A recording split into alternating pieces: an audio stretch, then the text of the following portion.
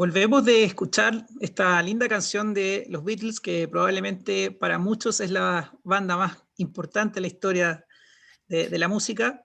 Y tenemos de invitado a Jorge hoy.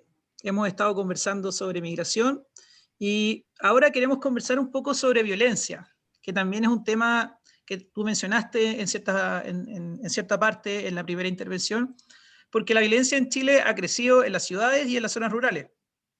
En las urbes, el crimen organizado, en alianza con los narcotraficantes, han asolado el centro de Valparaíso y, para qué decir, el barrio cívico metropolitano. En las macrozonas sur operan desde hace años grupos terroristas cada vez más violentos que emplean tácticas militares y operan en áreas cada vez más extensas. ¿Cómo se puede garantizar el Estado de Derecho y la paz social en la redacción de nuestra nueva Carta Magna, Jorge? A ver, yo creo que una de las cosas que se tienen que enfrentar es la estructura del Estado de Chile, los tres poderes, ¿ah? El poder ejecutivo, el legislativo y el judicial. Tiene que avanzarse en una idea de un trabajo más armónico, con un propósito de país, con un propósito de Estado. Muy diferente a la situación que estamos viviendo en este momento. Si tú me das un pequeño espacio, yo te diría, el ejecutivo tiene que sentirse impelido, obligado o presionado por la ciudadanía para cumplir con su rol fundamental, que es la preservación del Estado de Derecho. Y eso tiene unos costos, y eso tiene una responsabilidad, y eso tiene unas formas de reaccionar, que por lo demás es de lógica natural. Es decir, tú en tu casa, si no estableces ciertas normas de funcionamiento de la casa, relaciones tuya con tu pareja, y un derrame de acción hacia los hijos, para que cada uno ocupe su espacio, y esta cosa anda así al lote, porque si tú a un hijo le llamas la atención, llega el Instituto Nacional de Derechos Humanos o el de la niñez, etcétera, se te meten en la casa y te condenan y te llevan preso. Si hay esa intromisión en tu hogar que te impide a ti ser y mantener tu estructura de hogar como corresponde, se corren estos riesgos que estamos sufriendo ya, porque estos son parte de procesos largos. Ha habido una evolución social en Chile que va permitiendo, a través de la implantación de cosas que son buenas, como por ejemplo el tema del respeto a los derechos humanos. Y me salgo de este. Cuando yo era joven teniente, y creo que Enrique también va a estar de acuerdo conmigo, cuando yo era joven teniente, la palabra, la expresión derechos humanos no se escuchaba. No, como que no existía. Déjame decirte, esa es una verdad del porte un buque. Entonces, este criterio, este concepto, esta idea de derechos humanos es algo que se ha ido tratando en el tiempo, y yo creo que es positiva. ¿Ah? Es decir, ahora tiene una cierta formato y una ideología que solamente lo violan los agentes del Estado. Entonces, de cara a la nueva institucionalidad, yo creo que nosotros tenemos que ser capaces en la convención de establecer una línea conforme de respeto a los derechos humanos por parte de los agentes del Estado. Pero tenemos que establecer muy claras las reglas del juego del respeto de los derechos humanos del resto de la sociedad, por parte de estructuras que son inorgánicas, delictuales, narcotraficantes, violentistas, anarquistas, etcétera, que agreden al resto de la sociedad. Entonces, el tirar esa línea, yo entiendo que no es fácil, pero nosotros tenemos que dotar al poder ejecutivo del país que se sienta empoderado primero, y segundo, obligado a adoptar las medidas que permitan la protección de la sociedad civil, que en este país en este momento está siendo violentada, ignorada, descuidada. Y lo estamos viendo todos los días. Quema de camiones, quema de iglesias, quema de lo que se te ocurra, destrucción del centro de Valparaíso. Vayan al plan de Valparaíso y dan ganas de llorar hoy día, porque ha habido un vandalismo. Entonces, ahí ha habido un abandono por parte de una de las estructuras del Estado, que es el Poder Ejecutivo, de no ejercer la responsabilidad que tiene de imponer el orden y el respeto a la comunidad. Ese es un punto. Me salto a otro y voy a dejar entre medio el Congreso porque no merece mucho análisis. Ese tenemos que cambiar hasta la forma de elección. Tengo una propuesta de hacer un cambio de elección distinto. Si quieren más adelante se los toco. Pero al poder judicial le corresponde una responsabilidad en esto enorme. Es decir, cuando se llega a detener a alguien porque lleva 47 detenciones de asaltos con violencia, de esto, lo otro, y se le detiene y a los 2 días, 3 días está nuevamente en su casa y sale en los medios. Este hombre que fue detenido con 47 arrestos previos. ¿Cómo es posible? ¿Cómo se lo explicamos a la gente que haya entre comillas, bandido, un delincuente que esté suelto en la calle, que ha sido detenido 47 veces por la policía? Al Poder Judicial le está correspondiendo una tremenda responsabilidad. Y de cara a esta Constitución, yo creo que nosotros debiéramos, fíjate lo que voy a decir, darle más autonomía al Poder Judicial en su gestión, en su administración, en su promoción. Estoy pensando tipo la Marina, que tú entras a la institución y vas subiendo y vas estudiando y vas progresando y vas, a medida que vas subiendo hasta que llegas a ejercer el mando supremo de la institución, es pasando una enormidad de pruebas y solo digamos, y que se vayan generando por ellos mismos, con un sistema administrativo del Poder Judicial, sin influencia política. La influencia política que ha existido y que está existiendo en las nominaciones del Poder Judicial son los que nos tienen muy complicados, hasta tener un juez de repente que hace justicia con chaqueta roja, porque quiere mostrar, y lo dice no solo en la condena que genera, sino que en la actitud que enfrenta esta cuestión. Eso ha sido absolutamente negativo. Me quedo por el momento con esos dos poderes. Al Ejecutivo hay que obligarlo a que responda ante la ciudadanía protegiéndola. Y al otro, que haga justicia, por favor. Me parece que es sumamente claro las funciones que ambos tienen. Ahora, yo creo que la principal dificultad que van a tener los constituyentes es poder entrar a la redacción de los criterios y normas que deben operar para la redacción de las leyes, sin que la redacción de la Constitución sea una ley gigantesca, digamos. Eso es muy difícil, requiere un esfuerzo, creo yo, de abstracción para poder llegar a definir conceptos claros que establezcan cómo tiene que ser la ley para que cumpla con la Constitución. Ahora, lo que nosotros vimos otra vez en el Consejo de la Sociedad Civil del Ministerio de Defensa es de que en realidad han habido nuevas formas de violencia.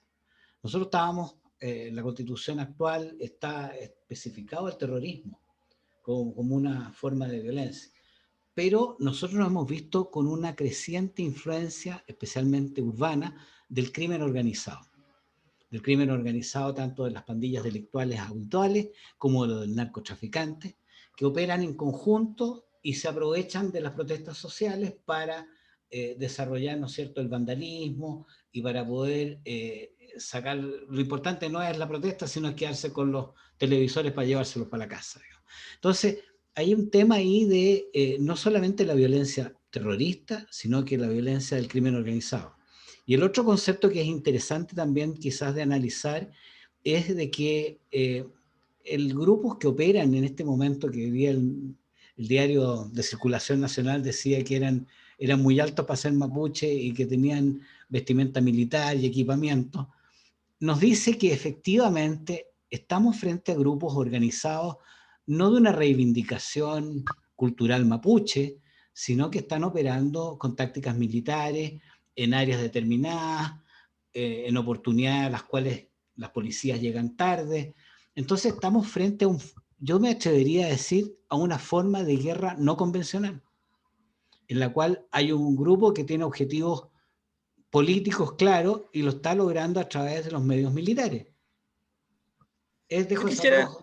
Sí, yo quisiera agregar un solo pelo a la sopa, además, porque hay un tema, o sea, Jorge nombraba el Congreso, nombraba el Poder, perdón, no lo nombró, pero hizo algún tipo de acercamiento, habló sobre el Poder Judicial y sobre el Poder Ejecutivo, y hay una cosa que sin duda están atravesando los tres poderes, que es el tema de la confianza. Hay una crisis de confianza importantísimo, y eso en cierta forma también genera una deslegitimación a las funciones o a lo que tienen que hacer. Eso lo podemos ver incluso en Carabineros. Uno hoy en día se pregunta qué hacer con Carabineros, porque hoy Carabineros está muy deslegitimado por la ciudadanía, y finalmente si son ellos los que tienen que hacer el acto de generar el Estado de Derecho, de poder hacer cumplir el Estado de Derecho, y ellos no tienen la legitimidad de la sociedad civil o de ciertos grupos, es muy difícil hacerlo. Entonces, con ese contexto, con ese parámetro que estamos viendo hoy,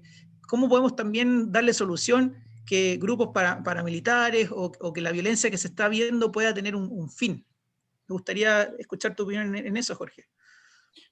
Mira, creo que soy en eso por estructura, o sea, fui formado de una manera que me lleva a que la respuesta mía sea bastante cortante o bastante terminante en eso.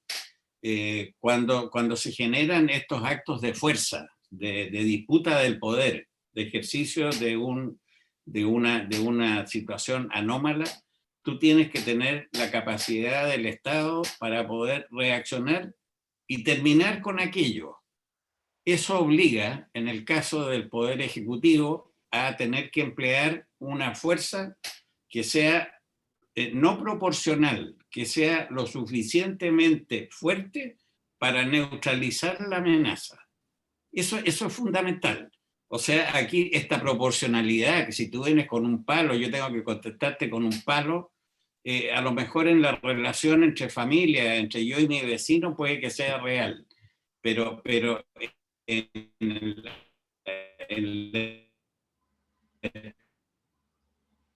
Estás con problemas de señal. Tiene que haber. ¿Perdón? Te perdimos, ¿no? Algunos segundos. Nosotros en la estructura del Estado, nosotros tenemos que emplear los medios que el Estado dispone para neutralizar estas amenazas. Y los tenemos. Y tenemos estructuras que son capaces de, en la medida en que tú les permitas, primero, les ordenen un objetivo específico, que la estructura política diga yo quiero tal cosa. Segundo, que los empoderen para que cumplan eso. Las policías y las Fuerzas Armadas tienen las capacidades técnicas y militares profesionales de controlar un espacio, no tengan ninguna duda al respecto. La cuestión es que lo dejemos. Si quieres que yo controle tal espacio, por ejemplo, Temucuicui, pareciera que es un área que ahí no se puede entrar. Y cuando lo hicieron en mala forma. Bueno, si hay que controlar Temucuicui, donde mataron a un policía, donde hirieron a otro, y donde lo que se logró fue rescatar como 10 plantas de marihuana. ¿Qué pasó al día siguiente? Yo me pregunto, ¿qué hizo el Estado de Chile al día siguiente de su fallida operación en Temucuicui? Nada. Y entonces cuando tenemos una respuesta de ese tipo, Temucuicui es una república independiente, teniendo todos los recursos para. Les repito yo, cuando tú quieres restablecer el orden, proteger algo, proteger a la familia, al otro, hay que tomar las adecuadas medidas y el empleo adecuado de las capacidades y potencialidades nacionales para lograrlo, con una clara definición política de qué es lo que quieres que yo haga. Yo fui comandante y jefe de la Armada. Yo no iba a iniciar una guerra por mi cuenta con un país extraño porque había invadido mi zona económica exclusiva. Pero si recibía la orden de arriba y el Consejo de Seguridad Nacional y el Congreso aprobaba, yo salía con todos mis buques y cumplía con la misión. Esta relación fuerza política no está funcionando en nuestro país. Les doy un detalle. Cuando se produjo la explosión del 18 de octubre, en que hubo un desbande realmente, ahí era una situación que uno miraba desde la casa y decía, diablo, Dios me libre. ¿Ah? Era una cosa brutal. No se convocó al Consejo de Seguridad Nacional.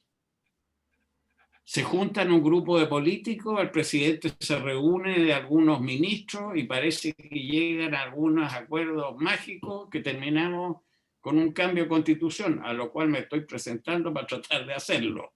Pero ¿qué es lo que habría hecho yo presidente?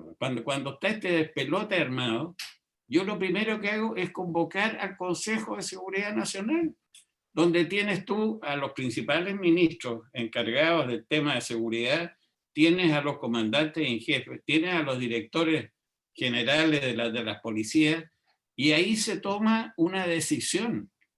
Y esa decisión, el presidente se va a sentir respaldado por una estructura que tiene atrás, que tiene las capacidades para controlar y neutralizar una amenaza como la que se estaba planteando.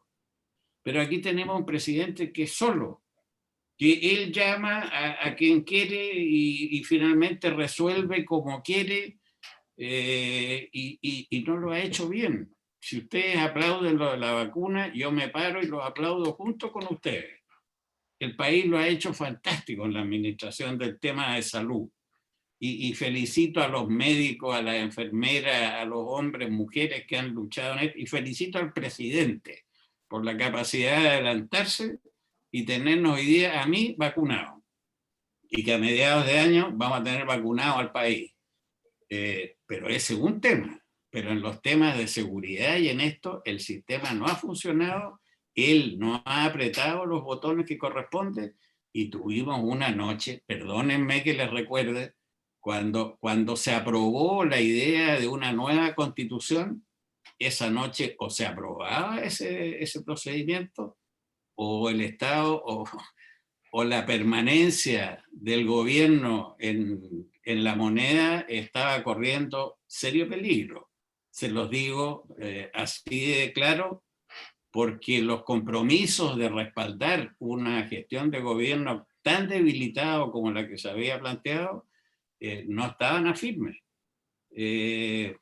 No quiero profundizar más en esta materia, pero en ese momento el presidente no tenía los respaldos que debiera haber tenido si hubiera operado adecuadamente con esa estructura que yo le digo. Sí, yo creo que no, lo que tú dices es muy cierto, no puede quedar al arbitrio de este o el próximo presidente en un momento en que la seguridad nacional está amenazada de no tomar ciertas medidas, o sea, tiene que haber, ¿cómo se llama?, para el control de la escalada de la crisis, tienen que haber ciertas etapas claramente definidas en las cuales el país tenga ante determinados hechos, aprovechando la experiencia de esta explosión que tú decías que hicieron, premeditada, concebida, planificada y simultánea, por ejemplo, en el caso del metro. Este tipo de atentados que van contra la seguridad nacional tienen que estar previstos, y esos escalones deben ser automáticos. Y el país debe pasar inmediatamente. No podemos estar esperando una larga conversación, una deliberación entre la izquierda y la derecha para actuar. Debe haber un proceso. Como estamos acostumbrados, ¿no es cierto?, en la experiencia de la guerra naval, que hay, digamos, etapas que se van cumpliendo y ante determinada amenaza hay que desarrollar determinadas acciones. No sé si tú te parece muy extraño el tema, Marcelo, pero creo que dentro de la planificación debe haber, o sea, la Constitución debe prever eventos a los cuales haya reacciones tipo para poder asegurarle a la gente su tranquilidad, su seguridad, su vida. Sí, o sea, es que yo estoy de acuerdo. Yo creo que, como dices tú, tienen que existir ciertos protocolos, deben existir cierta claridad en términos de etapas cuando hay riesgo. Yo no sé si hoy no está tan claro, porque finalmente una cosa, y lo hemos conversado antes, una cosa es lo que está escrito en el papel y otra cosa es lo que finalmente se lleva a la práctica. Entonces, yo también soy un poco escéptico que el escribir muchas cosas en la Constitución va a generar que el día de mañana tengamos y podamos reaccionar de una excelente manera.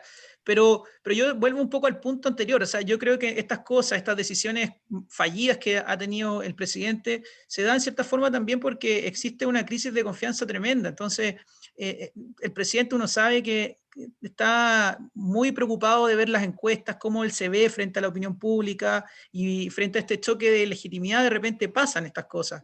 Y además hay una cosa de lenguaje, o sea, el lenguaje uno sabe que crea realidad, y los medios muchas veces también no tienen ningún asco en tratar cosas de una manera cuando en realidad no son. O sea, y lo vemos también con Temo Cuycuy. El otro día conversaba con una persona de la PDI y me decía, oye, a mí me impresiona que uno ve los medios y se habla como murió un detective, murió alguien de la PDI, cuando realmente lo asesinaron.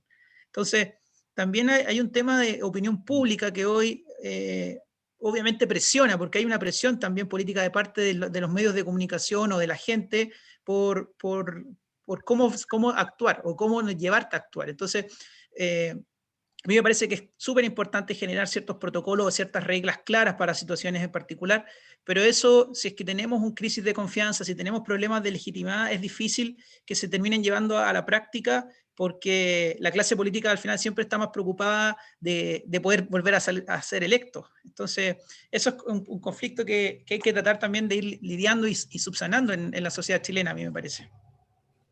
Si me permite, Enrique, no sé, Por favor. quería aportarle yo lo siguiente.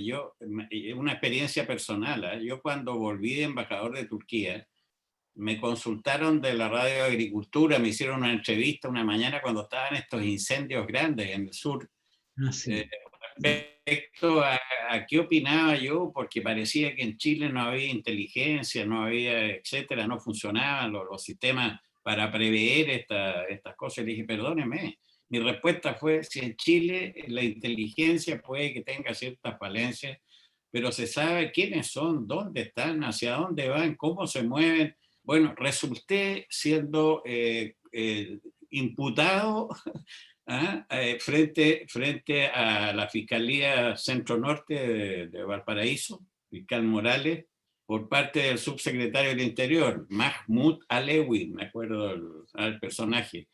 Y yo tuve la suerte, y Enrique los conoce, y hablé en esa oportunidad con el almirante Arellano y con el chico Niman, Luis Niman, que habían hecho un trabajo, habían desarrollado un trabajo para los empresarios en la zona sur, de cómo había ido evolucionando la violencia en el sur. Y oye, y me llegaron con un papelógrafo que debe haber medido unos 6 metros de largo, en que con fuentes abiertas, es decir, con noticias de radio y de medios de televisión y de diarios, ellos fabricaban unas curvas identificando la fuente para ver cómo había ido aumentando la violencia en la Araucanía. Impresionante, lo tengo, no se lo puedo mostrar porque es gigantesco, pero lo tengo, se lo muestro cuando puedo a la gente que me viene a ver, y ustedes en ese papelógrafo, ustedes, además toda la información que le llevé yo al fiscal, y que el fiscal dijo, no tengo más que hablar con usted, almirante, usted cuando dijo que se sabía esto, se sabe, con solo fuentes abiertas, sin infiltrar, sin ninguna técnica esta más compleja de inteligencia. Cuando yo salgo y veo esto, y tú analizas ese papelógrafo mío, tú ves que al año 90, que es cuando parte el análisis, la Araucanía estaba en absoluta paz. O sea, perdónenme, problemas han habido de tierra, injusticia y cosas, sí, pero el año 90 al presidente Pinochet, el año anterior lo había nombrado lonco de loncos, tiene una expresión como el jefe de los loncos, el año 90, y ahí parte esta cosa, este papelógrafo, y que se va moviendo lentamente, vienen las leyes cumplidas, entonces esas tienen un impacto en las reacciones de la gente, son garantistas, van cambiando las reglas del juego, y así tú te vas corriendo para la derecha, pero desde el primer gobierno de la presidenta Bachelet, tú aprecias en este desplazamiento, así que tiene unos pequeños levantamientos, y desde el primer gobierno de la presidenta Bachelet hasta nuestros días, la cosa empieza definitivamente a escalar hasta llegar a lo que estamos viendo ahora, con fuentes abiertas. Es impresionante el gráfico y el momento en que se produce, y lo recalco, y si alguien tiene interés en venir a verlo, o que yo se lo muestre de alguna manera, y por último lo tienen Arellano y lo tiene también Luis Niman, a los cuales les expreso mi agradecimiento porque me permitieron zafar de una situación que no era fácil. Ustedes tienen desde el primer gobierno de Bachelet para adelante, no con Lago el país estaba ordenadito, o sea, no ordenado full, pero cuando se produjo el problema de las micros amarillas, les recuerdo que el presidente Lago, pum, pegó un golpetazo en la mesa y aplicó las normas y metió preso a los dirigentes y se resolvió el problema. Eso es una aplicación de las capacidades de un gobierno que se aprecia de tal. A partir de ese momento para la derecha, Michelle Bachelet I y sus sucesiones, hemos tenido en el país una escalada brutal que va a los niveles que estamos en este momento, porque no ha habido ni la voluntad, no ha existido la voluntad. La capacidad de respuesta la tenemos. La voluntad de poder responder y controlar y recuperar el orden de una zona contra el terrorismo o contra la delincuencia existe. Escúchenme bien, chilenos, existe. Y si el día de mañana tenemos que elegir nosotros gente para que legisle o para que gobierne, mírenlo, piénsenlo bien, no lo elijan por bonito, digo yo, no lo elijan por feo, no lo elijan porque corre rápido, no lo elijan porque mete goles de media cancha. Elíjanlo porque ustedes confían y creen en él que va a hacer lo que tiene que hacer. Y aquí no hemos sido afortunados en eso. Y votamos el 50% de la población en la que va a votar. Y el resto, como que vive. No se quejen. Bueno, si no vota, no opine, porque en realidad para poder opinar en política uno tiene que comprometerse, informarse y tomar decisiones razonables. Yo creo que en la redacción de la Constitución la violencia tiene que ser controlada, tiene que ser definida como un elemento que no pueda ser ignorado por el Ejecutivo, que no pueda ser promovido por los medios de comunicación, que no pueda ser permisivo por la justicia. Todos los entes, los que tú mencionabas, Jorge, los tres poderes del Estado tienen responsabilidades sobre la violencia que recae directamente sobre los ciudadanos. Y los ciudadanos tienen el derecho a que sus autoridades cumplan con el deber de asegurarles la calidad de vida y la paz social. Yo creo que se nos está acabando el programa, nos van pidiendo ya que nos vayamos. Jorge, ha sido realmente un agrado y hemos aprendido mucho en la conversación. El aporte juvenil de Marcelo obviamente que nos hace ver las cosas con otra mirada distinta, más enriquecedora.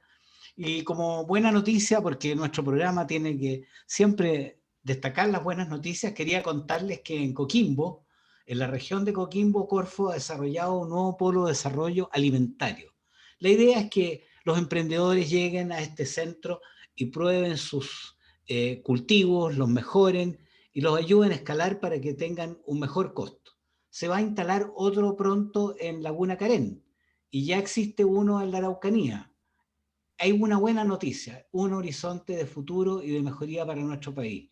Yo quiero despedir este programa agradeciendo nuevamente a Jorge, a Marcelo y diciendo a nuestros auditores que tengan fe. Los constituyentes van a velar porque Chile sea mejor. Un abrazo, Enrique, un abrazo, Jorge, que esté muy bien. Un abrazo a usted y muchas gracias por la invitación. Bien, será hasta el próximo jueves en Vamos, Somos Chilenos.